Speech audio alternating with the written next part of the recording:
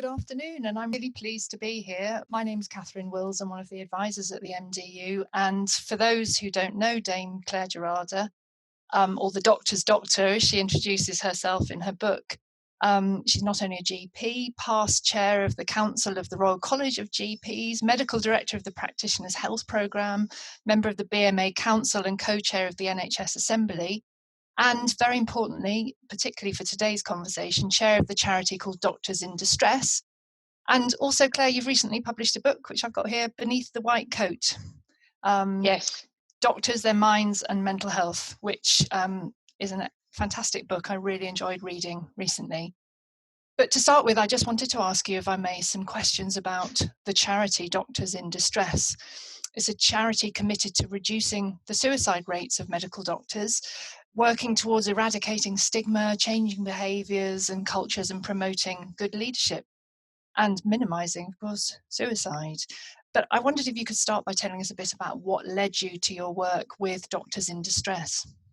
Yeah, thank you. And thank you so much for inviting me. It's such a pleasure. Pleasure. So, I've been running a service for doctors with mental illness for about 13, 14 years. And alongside that, I run a group for those bereaved following the suicide of a doctor or a medical student. And I've been running that for a number of years. And it's a death through suicide. And it's a really poignant group. A member of that group is a man called Amandip Sidhu, whose brother was a consultant cardiologist, killed himself. He killed himself following problems at work and following a depressive illness. And Amandip set up the charity Doctors in Distress. But to be honest, running a charity is really hard work. Amandip has a mortgage to pay and children. And because he was a member of my bereavement group, we got talking and I sort of said, well, do you want me to run it? And so I took it over about a year ago and have been running it ever since. So it is a charity. Its main aim is to reduce the rate of suicide, not just amongst doctors, but amongst all health professionals. And really through creating reflective spaces for health professionals to come together to talk about the emotional impact of their work, which is even more important during this pandemic. Yeah, thank you. And I was going to come on and ask you a bit about the pandemic later, because I'm sure that's had a massive impact. But the book you wrote, of course, was before the pandemic. You'll have finished this, although there's something of the pandemic in there. But I'm sure you did most of the work on it before. And of course, reading it, fantastic way for people to learn more about it. Yes, I wrote, the book has been in my head for years, and I started writing it in 2019. I actually finished it in March 2020 and submitted it to the publishers, but said, look, can I slip in the last chapter on COVID? In fact, the chapter's on pandemics and mental health. And they said, yes, there were some words spare in the book.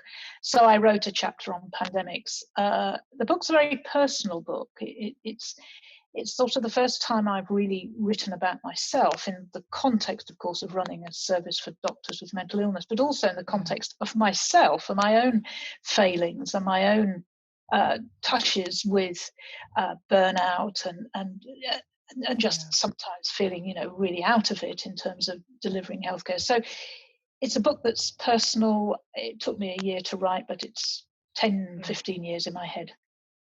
Yeah, I can imagine. And I thought it was fascinating, and the personal aspect of that was fascinating too. And burnout's clearly something that's a huge problem. I was reading in the book about over half of doctors in one study there that you talked about meeting the criteria for burnout, and that was before the pandemic. You can only think what that's about now. And you talk about your medical identity and its influence on mental health. And I wonder, what do you think it is about our medical identity that can be problematic in terms of accepting when one's ill? Well, it's so hardwired into us. I mean, some people say medical identity is the vocation. I'm not sure it is. I think the medical identity is the fact that many people, many doctors say they can no more take, as I say, the doctor out of them than an artist can take their creativity out of them. Yeah. Medicine isn't a job that you do, it's something that you are.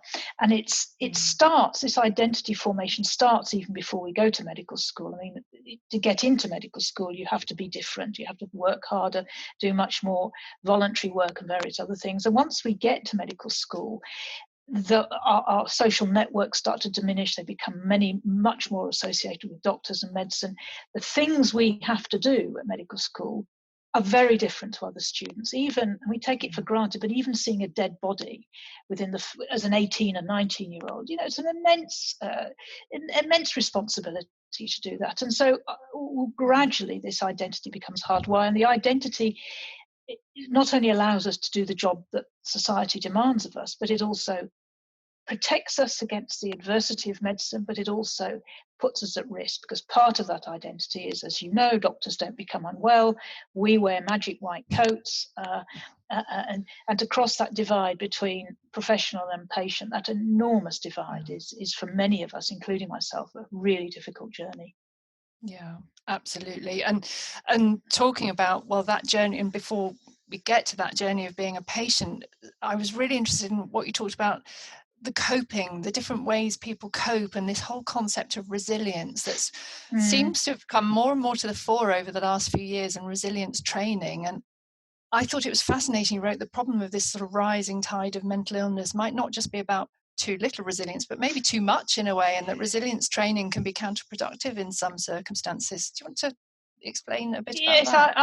I see. Resilience is a term that's now used predominantly to beat junior doctors around the head. If something falls over, they say, "Well, you're not resilient enough," rather than saying the environment that you work in isn't supportive enough. And resilience is such a complex issue, and I do devote a whole chapter to this. But there is also a theory that, do we want resilient doctors? So if you take, for example, resilient soldiers, which is the next best equivalent, they're trained, their resilience training is to put them into the battlefield, a sort of a mock-up battlefield where they're shot at and sworn at, and they've got to climb, immense obstacles, and go for days without food or water.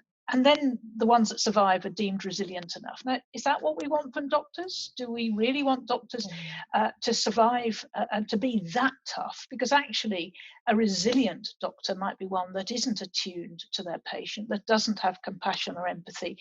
And I think we've got to be very, very careful about compulsory resilience. And I think the MDU especially needs to really put its foot down, that compulsory mindfulness, which is creeping in, compulsory anything that is in essence a mental health treatment, needs to be really avoided. And we need to say, look, show us the evidence. And I put a lot of evidence in the book. I haven't got time to go into it at the moment, but bottom line is, there is no evidence for any resilience training unless you choose to do that. So if you like mindfulness, if you like yoga, and you go into it, there is some positive outcomes, but only if you choose. Compulsory, there is no evidence.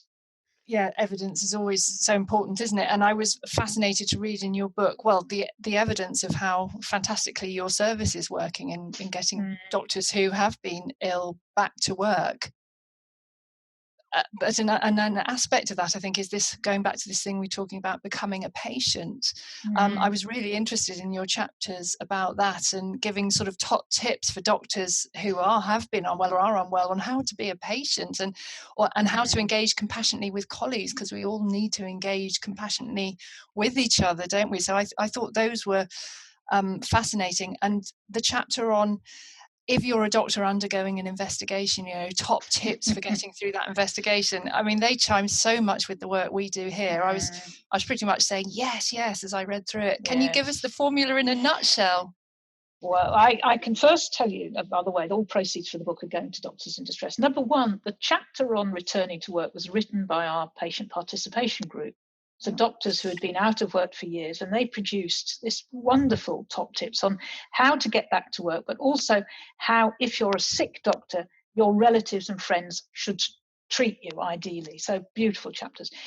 With the getting through a GMC or a complaint, I suppose the single most top tip is, if you're in a hole, stop digging. And what we find is, and we're all slightly guilty of this, you get a complaint and your first response is, I'm going to tell them, and you sort of just type out or email a response that is usually quite rude, full of capitals, and sometimes even might have the occasional swear word. Don't do that. If in a hole, seek advice from your medical defense organization. Absolutely.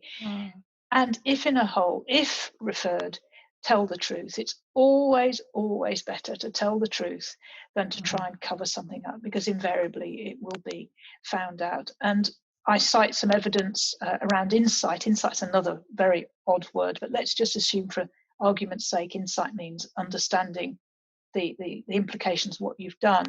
If you show insight and show reflection and demonstrate remediation, the chances of a favourable outcome are much, much better than if you fight it. And I learned, Catherine, even if you know you didn't do it. So, for example, if you're accused of something that you really didn't do, it's still much better to say, I understand that if this were to be true, that this is how it might be perceived, rather than saying, I didn't do it. So the GMC do listen, and if you look at that, I've written 3 chapters on when things go wrong, and it took a long time to write those 3 chapters because they had to be accurate. I couldn't give advice that went against an MDO. But I firmly believe that if you follow the advice, your outcome will be better than if you don't. Yeah. Well, so do I, based on my experience here too. So, well, thank you for reading that. I think that writing that and telling us, I think that's a really excellent resource for anyone who finds themselves in difficulties. Back to the charity, and you talked about the tragic death of a very talented doctor that led to this, and people taking their own lives is really at the heart of what you're trying to prevent. I know it's obviously very difficult to sum up in such a short conversation. It's so complex and sensitive. But what would you give as your formula for what really needs to change to protect all healthcare workers from ending up in such a terrible situation and take their life? And it's very difficult. So I've run a bereavement group now for 3 years. So as close as you can get to the person who's killed themselves, clearly. And if I was to say, how can you prevent suicide? I think it has to be done on a population level. It has to be that you make the working environment for doctors and nurses much better.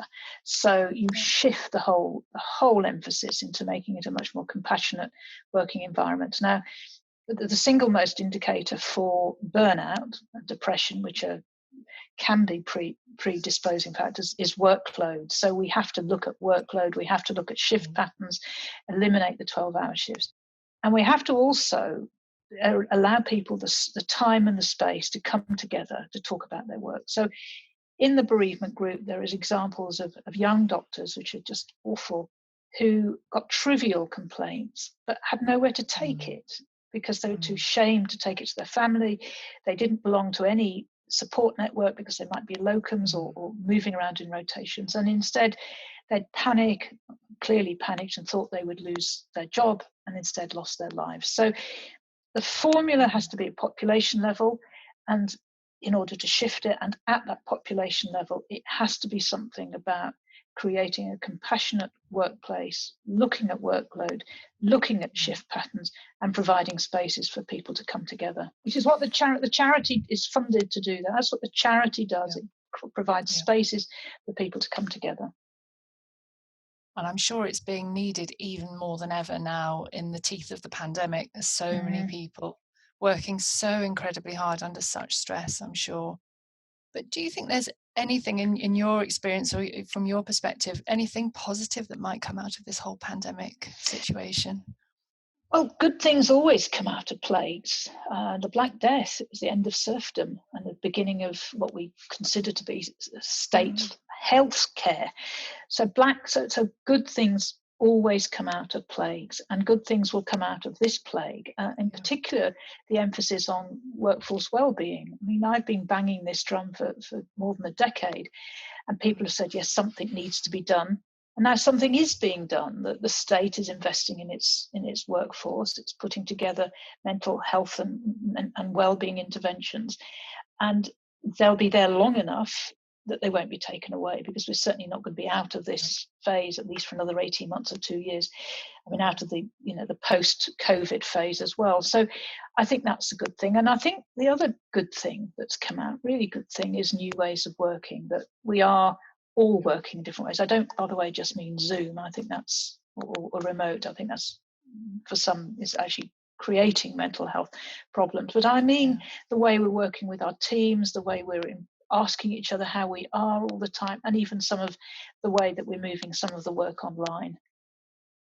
Yeah, good. So, I mean, I think that's a nice thing to hang on to, isn't it? That something Mm, good will come out of come out of every plague. But you know, we're thinking so much and hearing every day the stories of people there on the front line working so incredibly hard and stressed at the moment. So it's good to know there are resources like Doctors in Distress and all the mm, support resources that are out there. You talked about talking therapies and how mm. doctors respond quite well to talking therapies when they're going through difficult times and mentally unwell, but some specific cognitive distortions that seem to be get really entrenched in doctors. And I just thought it might be interesting for anyone tuning into this to, in case they recognise any of this in Let's themselves. see if you I recognize them. The mean, most important, the most common one beyond anything is perfectionism. I yeah, must get this right. Nothing else matters. And that translates, of course, a healthy dose of perfectionism is good. Patients like it, our teams like it, certainly our employers like it, and certainly I suspect the MDOs like it because it probably reduces litigation. But it does get over the top, and there is also there's evidence that actually too much perfectionism causes more problems than you're trying to solve. So that's the most important thing. Then we've got other ones, of course. We're obsessional, we're narcissistic.